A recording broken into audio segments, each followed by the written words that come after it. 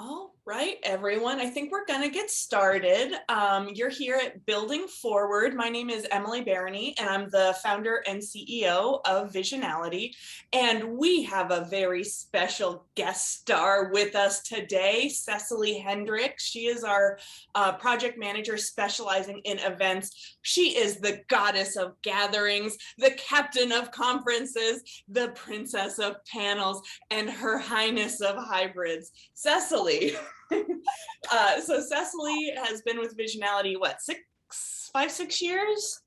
5 years next month. Isn't that crazy? Yeah. And so Cecily specializes in high impact conferences, seminars, educational gatherings, and she was really, really good at her job, and COVID hit. And I was like, hey, guess what, Cecily, you want to learn how to do digital events? And she, of course, rose to the occasion. And now we're doing the same with hybrid events. So Cecily, tell me, what the heck is a hybrid gathering?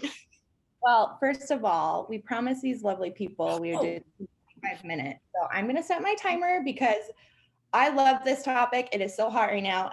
I could talk about this forever. So in the interest of time. 3, 2, 1, go. So, okay. What's a hybrid? So, what is hybrid? I'm getting this question a lot from clients, and I think that there's a lot of misconceptions out there right now because it is such a hot topic. There's so much information out there right now. Like if you literally Google the word like hybrid event, you'll get hundreds, if not millions of articles out there, all different information. But I want to actually read you what the definition of a real hybrid gathering is. So a hybrid event or gathering is a physical gathering in which an online audience also participates in real time. So I think that's where a lot of the confusion is. Like the online audience that you have attending virtually is interacting with your physical audience in real time. And they're talking to each other, they're chatting with each other, they're interacting with each other, they're able to submit any questions to your presenters, etc. So what I love about hybrid is it like, and because it's becoming so popular right now with COVID and going back in person, like it's finally bridging that divide between those that can traditionally afford to go to an event, who can afford to go to a conference, and maybe those who can't, like those that might just be more comfortable right now attending from their house. So it's really cool to see that this is finally becoming so popular because it's so important.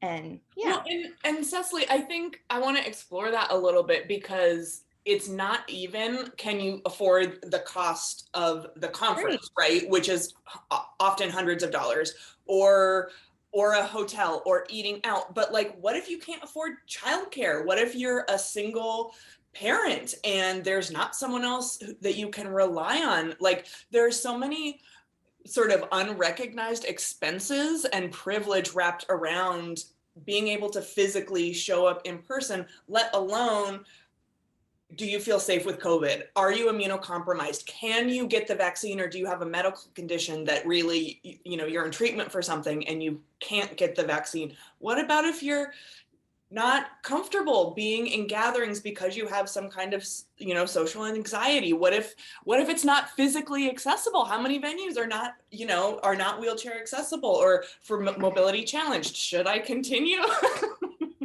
The list goes on and on and on. Yeah, I mean, we could give examples all day. Like one specific example I remember during a virtual conference I was running last year was this one attendee told me she wanted to call and let me know this after the event. She said, oh my goodness, this was my first like virtual conference that I had been to where there was networking. And I'm just a really introverted person. And like going to a conference in person just makes me uncomfortable and nervous. And I get nervous networking. But when I'm in the comfort of my own home and can just like come on my computer, she said she made like 20 connections that day and just felt a lot more comfortable and at ease. So the list can go on and on and on, but hybrid just has.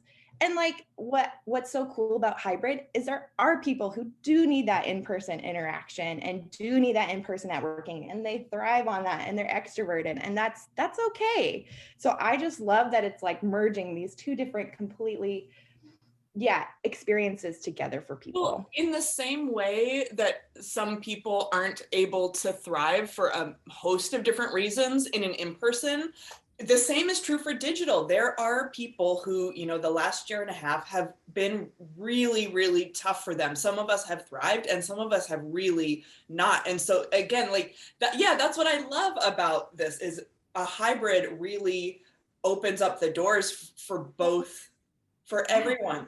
So many of us, many of our clients, Visionality, have made DEI statements. And so talk to me about how choosing to go hybrid supports your diversity, equity, inclusion, and access work, if you made that commitment as an organization. Yeah. So especially like this last year with a lot of like the social unrest happening here in the States, like we did see all of these organizations make these very bold statements and stances, which was amazing and so awesome. And what I saw during the pandemic, during a lot of these virtual events, is whether it was like an online meeting, an awards event, a conference, like there's so many different types of events that we worked on this year that opted to go virtual. And every single one of those events made the table bigger for all those reasons we just listed. So one example I'm going to give that I just love was one contract that I manage is a statewide children's mental health conference. It's probably the biggest event that I run. It has a very diverse audience pool, and normally they have their in-person conference in Monterey, which is beautiful. Like it's all about mental health. It's on the beach. It's gorgeous. It's also very expensive. And for years, this group has been trying to figure out how do we get more parents and youth to attend. Like they've tried to do scholarships. And you know, like scholarships only go so far when the resort and the hotel is $500 a night. And when we went virtual, like the increase of scholarships we were able to give and the parents that were able to come and actually like have really serious conversations with people at the state level on policy issues, the youth that were able to attend was incredible.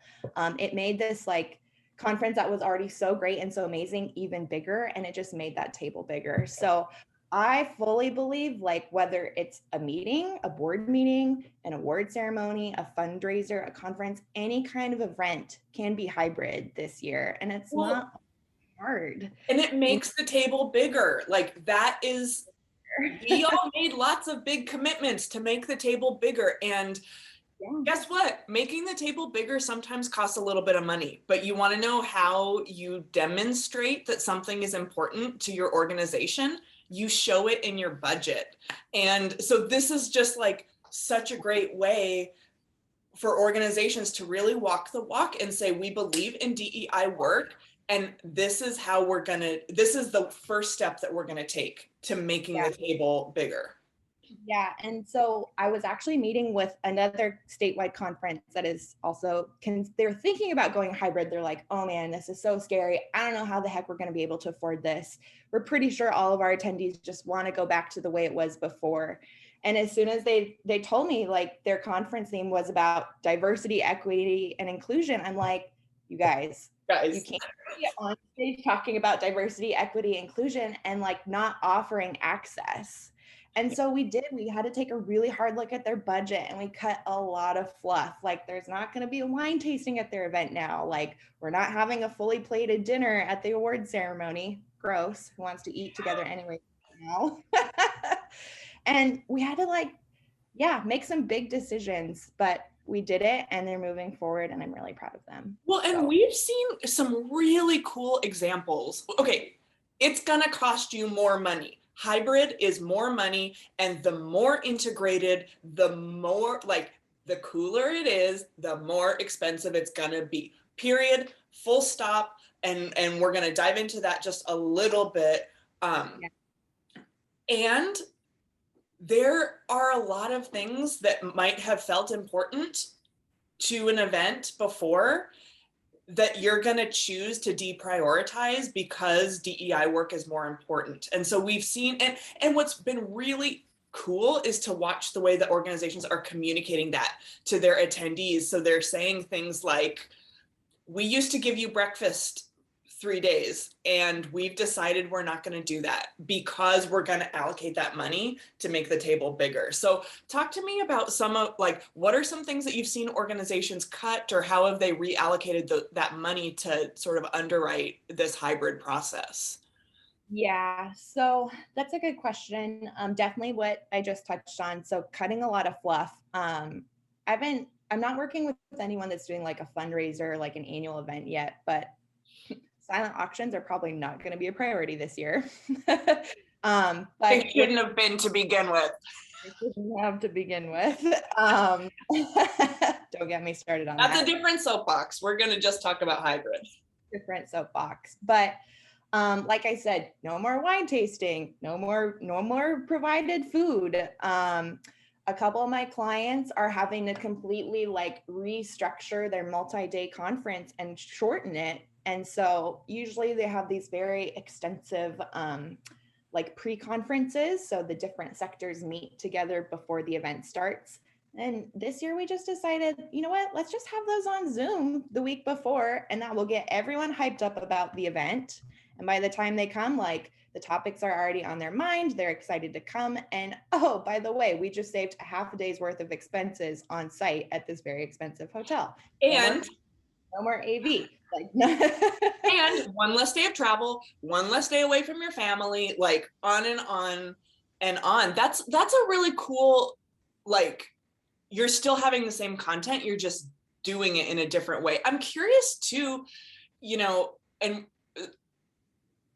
I'm curious if conferences can be shorter now, because if we're recording things, you can still, and if it's housed on like a true digital platform, if you record it, then you can still see the content, but also interact around the content, because you can now have these conversations even after the fact within the platform around the topic. So, so that's just kind of cool and interesting, of like the thing that used to be 4 days and it really had to be 4 days can now be 2 days.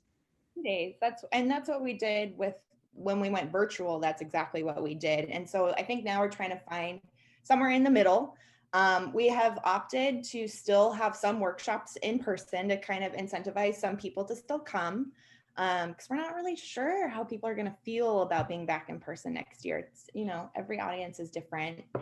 So we're doing surveys right now to see where people are at. But yeah, consolidating your program is okay, especially when it's half digital. Like, people do not want to be staring at their screen all day long. We've been doing that for a year. So just keep it simple. That is like the number. If there's one point I can give today, it's keep it simple.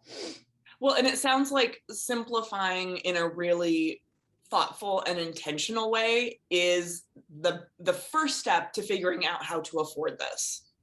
Yes, absolutely. And with cutting all of that fluff that we just talked about, this kind of, I think, leads into maybe one of our next questions that you had sent over, but like, how can I afford to do this? How the heck can we afford this? Because none of us have an extra, 50, 100K just laying around. Zero of us, nobody. And so, yeah, how the heck do we afford this? So I'm going to just say, like, going hybrid, it's going to cost more money for your educational events, for any fundraisers you're going to have, any awards events. It's going to cost more money.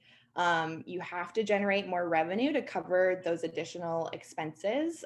Your AV budget, like, do not skimp on your AV. That is like the most important part of going hybrid. You have to at least plan on like your AV budget being double, if not triple, which is scary for a lot of people. Let's underline that just one more time for everyone in the back. Skip on your AV. No, that is not the place to cut. I went to an event yesterday that did that, and it was not great. So it can literally ruin a whole experience. So you're going to need to count on more money for your AV to have it done well. If you're having an educational event, like, you're going to need to find a good platform that's solid, that's reliable. Those cost money. Your venue, what we've seen across the board this year with events, even people that are just having their same old event back in person, like, venue costs are going up because they are so booked out. They're so booked out.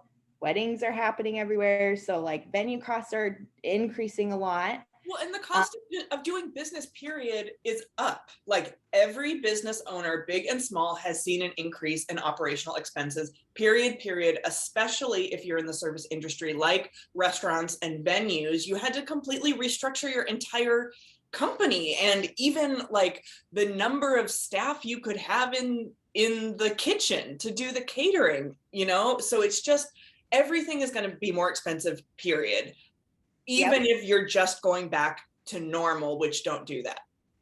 So, and I think another expense that people aren't thinking about right now is providing PPP.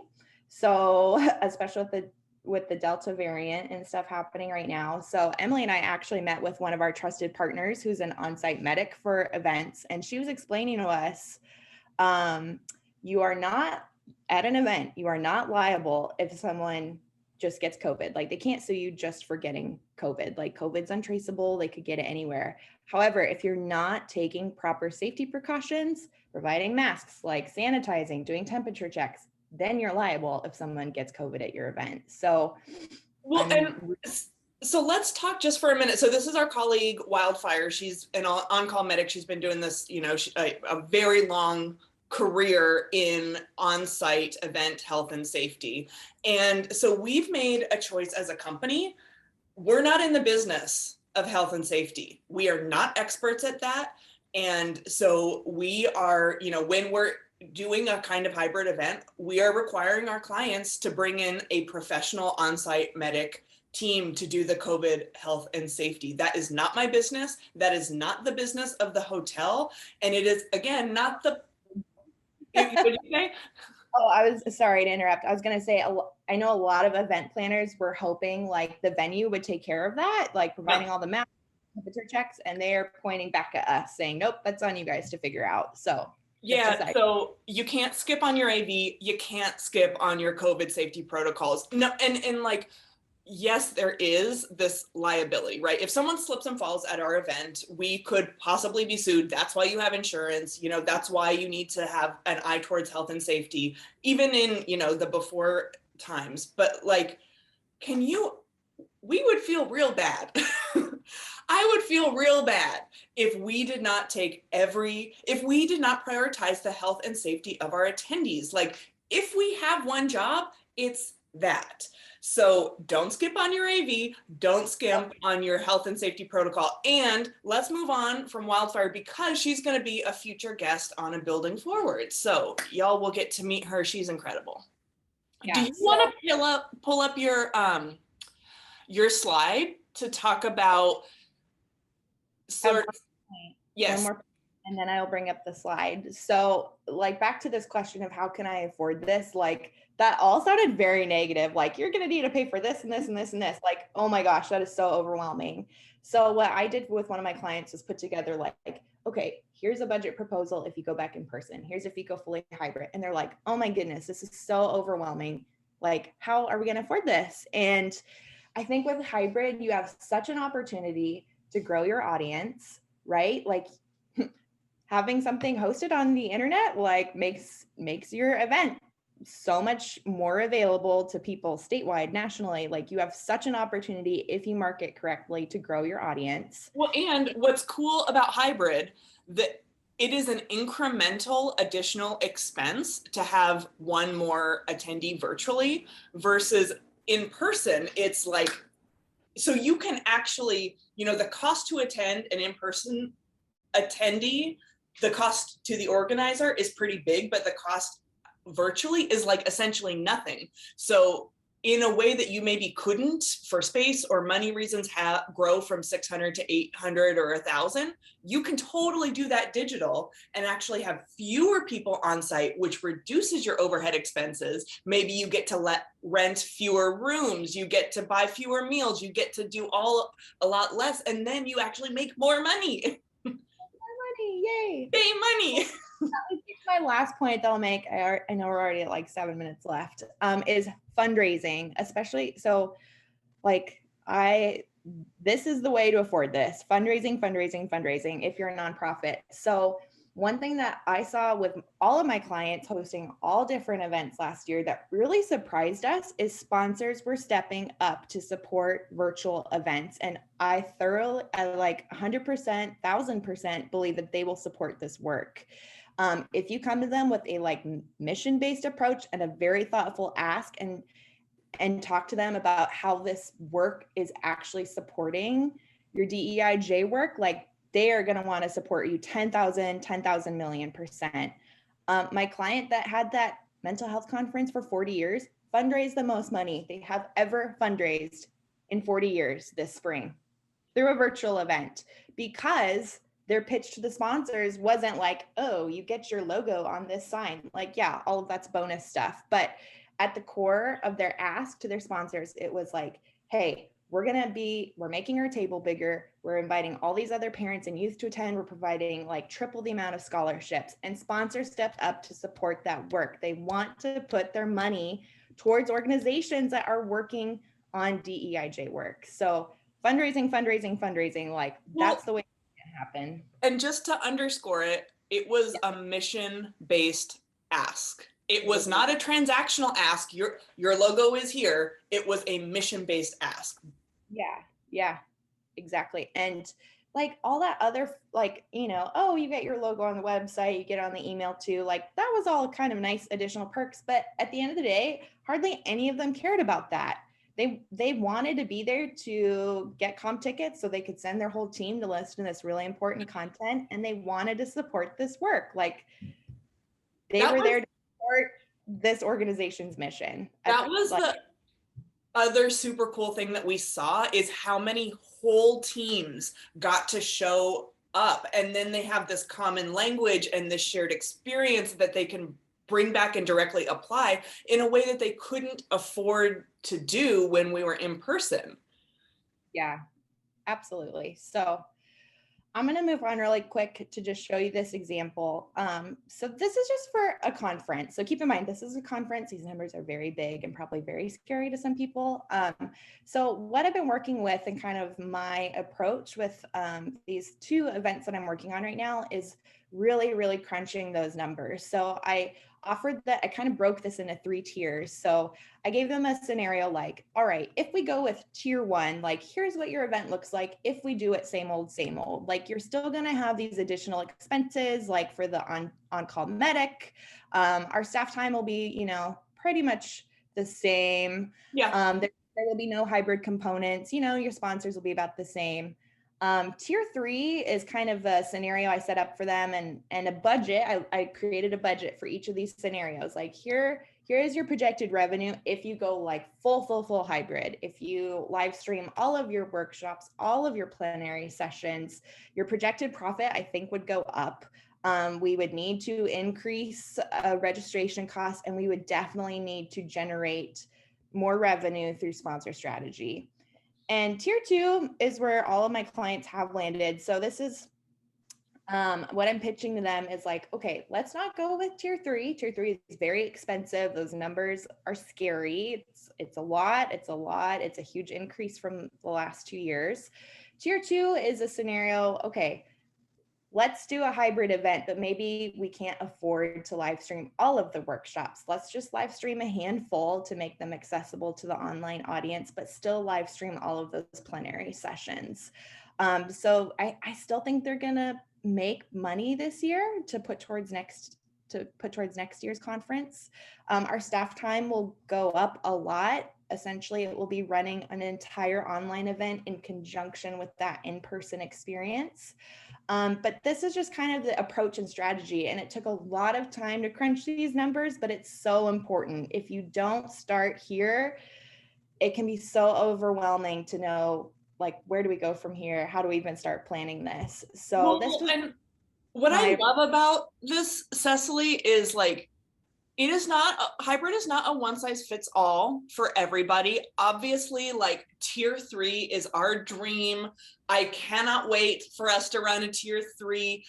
And like, we're all trying to make progress. So the going from, oh, we're just going to go back to normal and make the table smaller, to a tier 2 is like, night and day. It's such an incredible improvement. It is putting your money where your mouth is. It is just like so awesome. So I also don't want people to feel like, well, if I can't double or more my conference budget, then I might as well not do anything. Like any step towards keeping the table bigger is a huge, huge, huge win.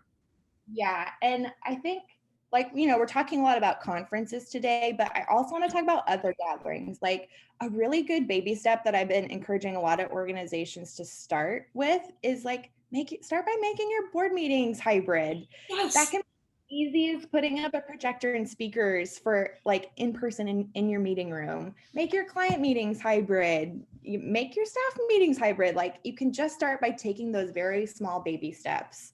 And maybe you'll get that parent that can't afford childcare to finally participate on your board and share their voice and their opinion that is so vital and important to the health of your organization. So it's not always hard. You need to be very thoughtful and strategic. And to wrap this up, I got 44 seconds left. Yeah. Um, I'm just telling everyone this is really scary, but you have to be brave. You have to be brave. If you're planning on having an event next year, you need to start thinking and planning it now. Now is the time to implement systemic change within your organization. And it's going to take a lot of strategic planning and number crunching and fundraising, but you need to start it now, and you need to be brave. I've been telling all my clients, don't let all of the lessons that we just learned from the pandemic be tossed to the wayside and go back to normal. Like, things will never be normal again. And And normal wasn't good for a lot of people. And we have a really important opportunity right now to make the table bigger, to continue. Okay, so who's got questions? This was really great, Cecily. captain of conferences. Thank you. Yeah, and I'm happy to answer questions in context of any sort of gatherings. And like I said, I know we talked primarily about conferences and educational events today, but this totally applies to your annual fundraisers as well. All of it. All right, Veronica, I see you. You have a question? I have a comment. I just want to thank both of you, especially that last comment. I think the systemic change is so important. There are people that want to go back to normal. And how do you bridge that with people that are in positions of power in your organization? I find I just use real world examples. And so, my Rotary group is keeping hybrid. And one of our Rotarians, his babysitter got sick. And guess what? He was still able to attend our Rotary meeting. He was still able to show up. He had his baby on his hip, but like he was able to show up as an even fuller version of himself than what I see in person. And so like feels to me like such a relatable example of how hybrid allowed him to literally show up. Seth, you're doing a lot of convincing of a lot of people. So talk us through a couple stories. It's so hard. You're right. It's so hard. A lot of the people that one group that I'm working with the staff, and they're actually 2 new staff members. So it's kind of like there's fresh people brought in, like there's already some change going on. So convincing them to like take these steps wasn't as difficult as this other group that I'm working with. And it's hard. And like, some people aren't going to be on board with it. I'll be honest with you. I've seen that with a couple contracts that we've had to say no to this year. Like, it came down to, do we take this client that is working on making the table bigger, or work with this client that just wants to do the same old, same old? It doesn't have interest. So yeah, so as a company, we have the luxury of making value-based choices on who we say yes to and no to as a client. And we're only accepting clients who share the same values as us, which is we're prioritizing making the table bigger. We're putting money towards that. Yeah. And I would just say, like, start with baby steps. I know it can, like I said, it can be as simple as starting with having those board meetings or client meetings hybrid. It's literally as easy as setting up a projector and speakers in a room, and start there. Like, try to take those baby steps and push them to make those baby steps within their organizations, within your organization. I would. That's a great suggestion. Start with your board meeting or start with an internal staff meeting, to just sort of get the wiggles out and figure out how to do it and make it less scary. That's a great suggestion. Baby steps. I think the most important thing that you both have said is making the table bigger. Yeah. And for community-based organizations, that's the goal. That's the vision of just bringing on more people, and letting people be in choice is really important, because then they're participating. They're not just like, oh, well, I can't do this, or I don't want to do, we just have people. So thank you.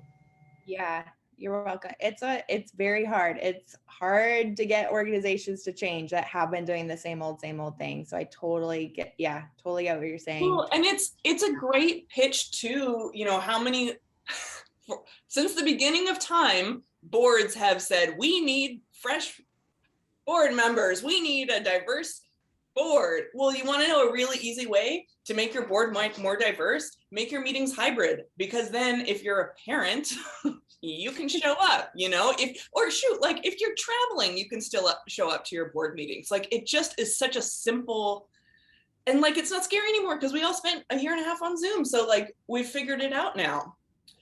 Yeah. William has a question. What are the biggest online AV pitfalls to avoid with hybrid? That's a great question. I know Brianne's on the call here with me. Brianne will not come on camera because I know she doesn't like that. But Brianne and I have seen a lot of this. Brianne is like, I call her our platform wizard on the team. She has helped me do all of my virtual events, like totally my wing woman. Shout out to Brianne. But we've seen a lot of AV, just like that event that I went to yesterday. It was horrible. Well, and just like one example, so they had one mic. They had one mic, big. So they were passing around a mic, which number one is a bad thing in the before time, but it's extra bad thing in the today time. And so like, having each person has a mic, and maybe it's, a lav mic or something, so it's less like in your field of vision or something, but like, have a mic for everybody. Yeah, I would say one of the biggest pitfalls is people don't budget enough for their AV, or they try to cut costs with AV and that just never goes well. There's always tech hiccups or stuff that goes wrong. Like, you're don't plan on having a mic for everyone, then you're having to have people move a mic around, which is awkward and it sounds weird. One really important thing that we do at Visionality, and it's one of the things that makes our cost go up, unfortunately, but it's part of why we're really successful at digital events, is we overstaff it, and we always have backup plan on backup plan. Brianne always says, if you have a backup plan, you'll never have to use it. And so, even when we're doing very simple things, so we host with the EDC their webinars, like every week, every other week, whatever. And number one, we always have team members on call. So if, for example, my internet goes out and Cecily sees that I disappeared, she's going to chat the team. Someone will hop on to take my place, number one. But number two, when I'm not the presenter, I'm always on call to be on camera. So let's say Cecily's giving her presentation today, but her internet goes out, then I'm always ready. We always have one person who's camera ready to pop on and to say, whoops, it looks like Cecily disappeared. I'm going to vamp for a little bit. I'm going to redirect. I'm going to whatever. So again, that's a huge expense to have paying one person to basically just be present and watch, so that they are prepared to hop on if something goes wrong. We also always have backups. So like, one person's job is to monitor the chat. One person's job is to monitor Q&A. And then that way, if something goes sideways or gets busy, we're not cramped. We can all, and of course we have cross training on all those things so that every member of the team knows how to do everyone else's job. You know what, William, when this first started happening, like, we definitely made that mistake. I thought I could run. I was like, this is an online event. It's just chat. I'll be fine. Like, people can they just click on a link and log on. So it was Brianne and I staffing a 500 person event for the first time. And I was like, yeah, we got this. Like, we're both so tech savvy, we're both so on it. And yeah, it was not good. We had to bring in, I was like, Mayday, Mayday, back up, back up. And the whole team had to just hop online and jump in. So definitely have a backup plan. Well, and even if you spend all the money, sometimes things break. So we spent the money on this event. We did a custom built platform, like no pennies saved. Like they really put their money where their mouth is. It broke. The system broke. And there's, in the same way that the power can go off at your in-person venue and there's nothing you can do about it. Like there was nothing we could not plan around it. We could not foresee it. And so in that moment, because we always overstaff our events, we could do front-end customer service management while Brianne literally bought 4 new Zoom licenses and set up meetings to replace what was supposed to be happening in the conference space. And so there is a level of you can't plan for everything, but having a backup plan, having plenty of staff, not scrimping on AV, choosing a professional platform and a professional AV team. What else? Rehearsals. Oh, yes. Yeah. I mean, we could go on and on about this, William, but just as my last point, like always do a practice session with your speakers, whether it's a completely virtual event, just online, like let's say you just decide to stay on Zoom or just have a virtual event, like always have a tech rehearsal.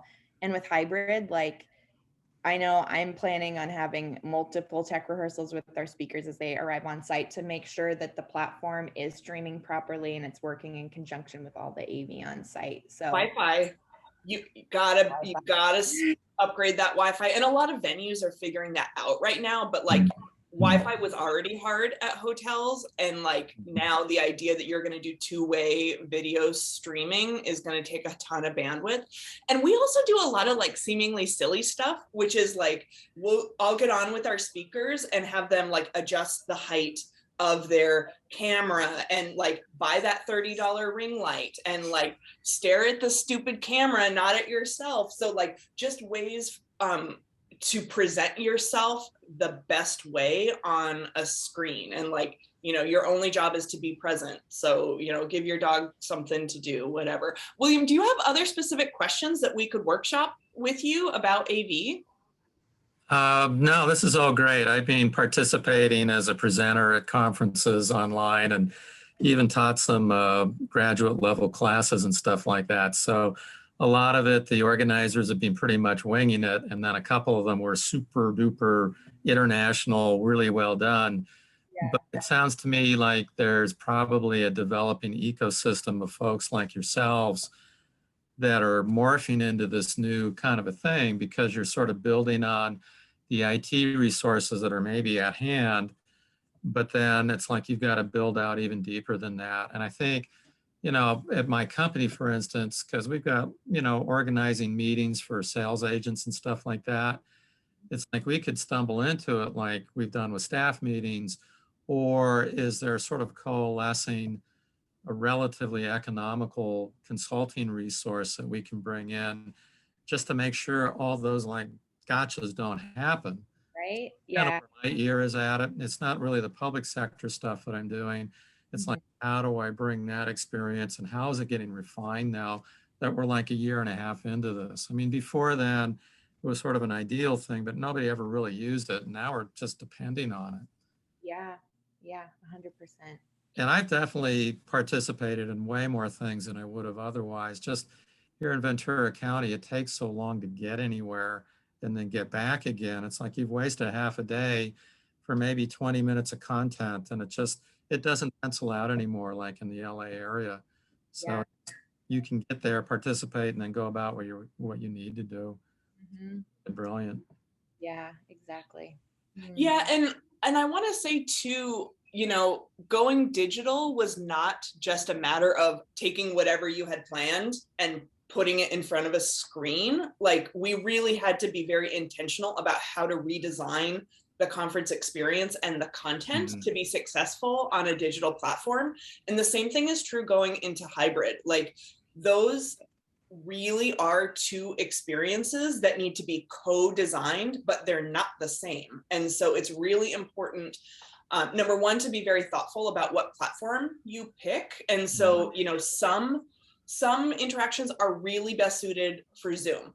Some really need a super fancy, custom built, branded platform, and some need something in between. So number one, being thoughtful about your platform. We just picked our preferred hybrid platform. It's something called Socio. And so Cecily and Brian did 30 or 40 tours of platform. So if you want to know how to become an expert on a platform, you could sit in on 30 tours of different platforms. So just, you know, being really intentional about what you're picking and why, but then acknowledging that the content or the delivery or the experience is going to be different. And so how do you be really intentional about optimizing each of those experiences and then finding a way for them to interact together? Yeah. Do you think there's an opportunity for people that are graduating out of like drama programs and stuff like that, that right now are really finding a hard time breaking into the traditional entertainment industry? But this is all about content and the communication, right? So they sort of got part of the picture, but then everything you just talked about, they need to get that. But they seem like this would be sort of a natural place, especially for production-oriented young people that are looking for a way to get into film and entertainment. But here's like, there's this huge market of people out here of events that really need this backup and the staff expertise. Well, it's funny that you say that, because our conference magician over here is also an actor, and it really is a production, and like her experience in her off time being involved in a production is really like the same experience of first producing a conference, you know, an in-person event, but also this digital experience. Like it really is a production. So that's an interesting insight we might have to talk about. Yeah, I'm a workforce development guy, you know, I'm always thinking that way. Yep. Thank you. Well, thanks for coming today. And yeah, if anyone ever has questions or just like needs to run some, like, here's my event, what do you think I should do? I'm always happy to just hop on a quick call with you and check in, or, you know, lead you, point you in the right direction. If you would like that. As Emily said, Brianne and I sat in like 40 different sales pitches on different platforms. I can tell you off the top of my head which are good and which are bad. Like the other thing too that we learned the hard way is not all platforms are created equal, and sometimes they will share with you the things that don't quite exist yet or are still kind of in beta, but they don't tell you. And so it's really, really, really important to make sure that you are not signing on to a brand new tech company. Tech development is hard and it takes a long time, and it caught a lot of people off guard, including us, where we thought we were buying like the top of the line, and it just wasn't where they said it was. And so definitely call us as you're thinking of picking a platform, because we've done all the work. So Oh, you're a great resource. yeah. All right. Any last words, Cecily? Parting advice or encouragement? Oh man. Yeah, this was a great conversation. Like I said, I mean, we're at 45 minutes. I could talk forever about this.